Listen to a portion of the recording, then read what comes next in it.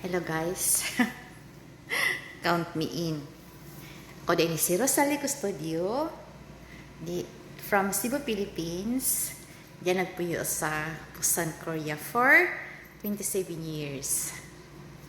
Nagpuyo ko dyan 27 years pero di lang yapon ko kahibalo di ko kasabotanan sa Korean language. Basic lang, as in basic. Nag-aral pa ako kaniha, di ay namalit ko og gulay. Ang gulay diri ay dili para sa tuangan adunay kamunggay. I miss kamunggay, kalamunggay. Muna akong gusto na gulay isagol sa isda. Akong gipalit kaniha ay i-flex ko sa inyo ang carrots. Nagkonsumo mi og carrots once a day, isang carrots. I'll show you.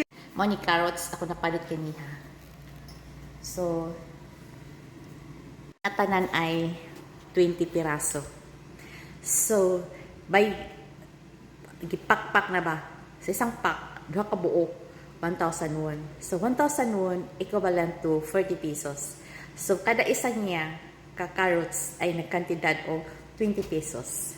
Palit ko kong isda, napriti ang isda. So, nagpalit kong isda ganiha, apat ka buok, 10,000 won. So, nagkantidad siya o 40 pesos. 40 pesos. 400 pesos.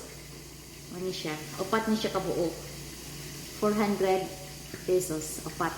So, ang isa ka buok niya is 100 pesos.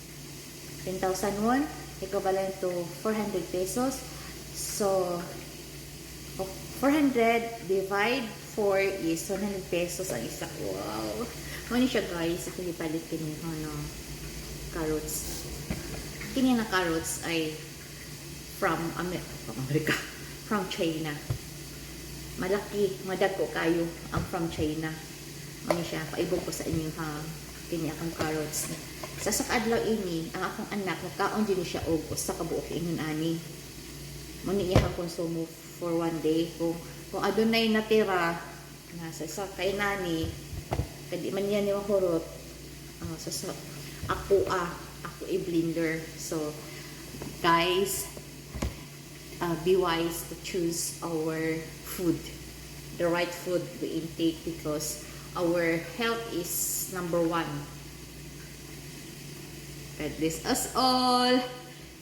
I'm Rosalie Custodio from Cebu, Philippines, living here in Busan, Korea, na di pa hibalo mag-Korean.